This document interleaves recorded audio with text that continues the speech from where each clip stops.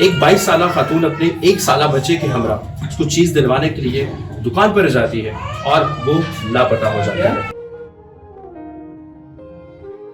अचानक से police station से कॉल आती है कि वो खातून की और उस बच्चे की हमारे पास मौजूद है।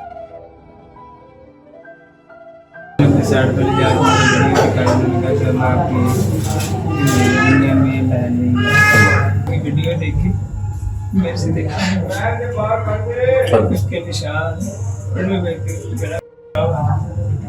आंखों में मुंह पे ऐसी जैसे गोंदे मारी होती। हम इसी आस में थे कि शायद वो बाहर से चीज़ें वगैरह मिला के तो साथ ले गए। हमारे किसी के साथ ना कोई दुश्मनी थी। हमारे नवाज हमारी बहन के साथ ऐसा हुआ कि कल किसी बहन बेटी के साथ ऐसा ना हो।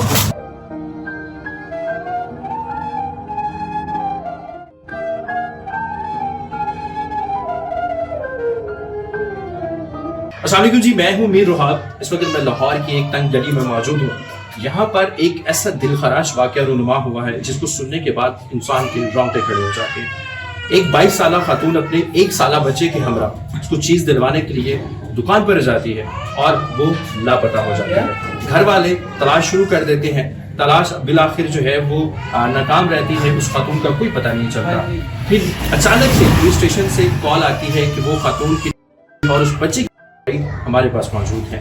ये वाकया किस तरह से हुआ, इस वाकये के पीछे क्या कहानी है, इस वक्त हम उसी गली में उस घर के बाहर मौजूद हैं जिस घर में ये खातून रहा करती थी। उनके भाई इमरान हमारे साथ मौजूद होंगे, उनसे बात करते हैं। इमरान भाई, कुछ बताइएगा कि सोनिया घर से बच्चे को चीज़ दिलवाने के लिए घर से बाहर जाती है और फिर अचानक से लापता हो जाती है। आपको पुलिस स्टेशन से कॉल आती है कि आपकी बहन हमारे पास मौजूद है।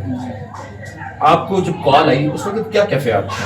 नामा थाने से मुझे कॉल आई थी। उन्होंने मुझे ये कहा कि जी इमरान आपका नाम, मैंने कहा जी मेरा नाम। उन्होंने कहा कि आपकी सोनिया आपको क्या लगती है? मैंने उनको बोला कि मेरी सिस्टर बहन है।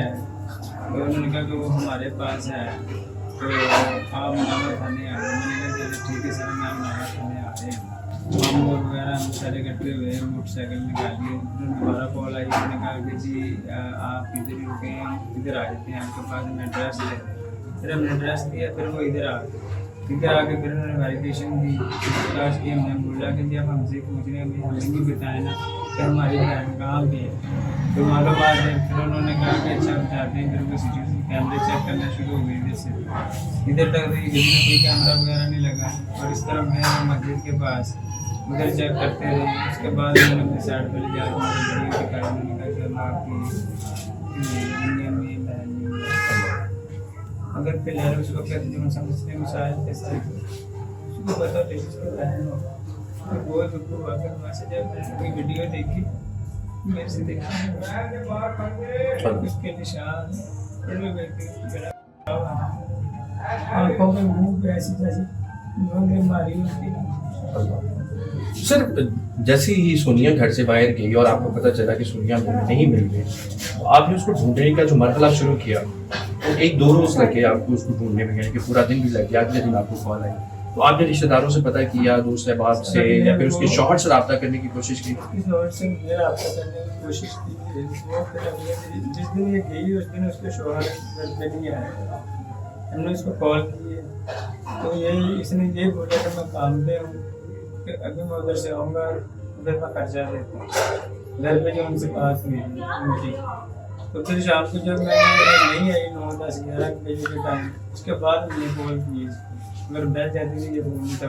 मगर हमने ये सोचा कि आगे ये रात को 12 बजे 1 बजे बच्चों को लेके चीज़ वगैरह मिला के तो घर पे आ जाते हैं। उस वक्त छोटे बच्चे को जोड़ के और बच्चे को साथ लेके चले गए। हम इसी आस में थे कि शायद वो बाहर से चीज़ें वगैरह मिला के तो साथ ले गए। तो आज जैसे कि उसका शौहर फोन नहीं उठा रहा था, तो आप जैसे बता रहे वो फैक्ट्री में काम करते, तो आप उसके पीछे नहीं गए फैक्ट्री में कि भाई तुम्हारी तो बेगम नहीं मिल रही हमें? सर वो जब फ़ोन उठाता तो फिर हमें पता चल जाता ना कि हाँ भाई हमारे पास नहीं, मगर हमें भी यही पता था ना कि वो फ़ोन नहीं उठा रहा उनके पास है। फिर सुबह के टाइम वो वहाँ से उसने फ़ोन देखा है कि पिछले टाइम वो आया आगे कहता कि मेरे पास सोनिया नहीं है। फिर हमने रिश्तेदारों के सबके घर में चेक वगैरह किया, गली मोहल्ले में सारे घूमते फिरते रहे, देखते रहे। फिर दारुलमा भी ये पता करके आया कि वहाँ पे भी नहीं तरफ खास रखवाने के लिए गए।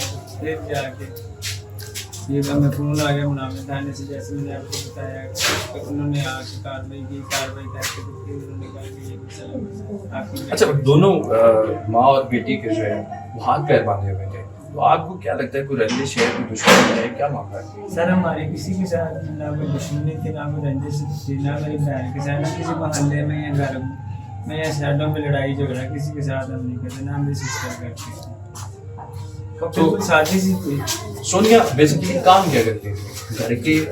घर को संभालती थी या कोई दीगर काम भी करते थे? सोनिया घर को संभालती थी क्योंकि वो रहती थी हमारे पास। ये किशोर थे क्योंकि अपने घर में तरह से थे, ये इधर आ गए, उनके पास किराए के लिए मकान नहीं था। लड़का को 2-3 माह के लिए नहीं मैं अपने पास रख लें तो मैं बाहर काम करूँगा, उसके बाद में खर्चा वगैरह देने के लिए आता था। बस उस दिन ये नहीं आया, सारी रात गुजर गई। कोई आपको किसी पे कुछ शक शुबहात है?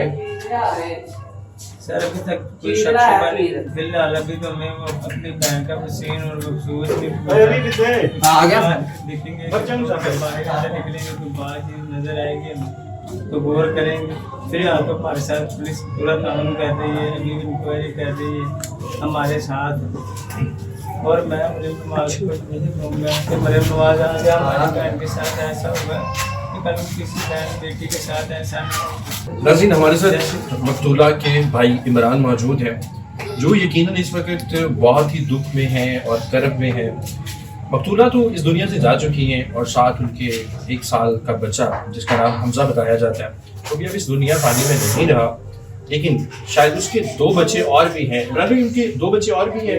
बेटी है, बस बेटी को बोलेगी। एक बेटी नाज़रीन उनकी है और यकीनन इमरान भाई के लिए इस वक्त जो है बड़ा ही मुश्किल मरहला होगा जब उस बेटी को देखते होंगे, और यकीनन वो बेटी सवाल अगर कर सकती है तो करेगी इन फ्यूचर कि मेरी वालिदा कहाँ है, तो शायद इनके पास जवाब नहीं होगा। सोनिया की जो वालिदा है जी, कहती हूँ कि मेरी मम्मा किधर है, हम उनको क्या उसको बताएंगे तेरी मम्मा किधर है। वो कहती मेरी मम्मा किधर, मेरी मम्मा के पास जाना, वो दादों के पास रहती थी। नाज़रीन, ये सूरत हाल है। सोनिया की वालिदा से भी बात करने की कोशिश करेंगे, उस माँ के ऊपर इस वक्त कौन सी क़यामत टूट रही है, किस मरहले से गुजर रही है, यकीनन बड़ा अफसोसनाक मरहला है। उनकी वालिदा से भी बात करेंगे।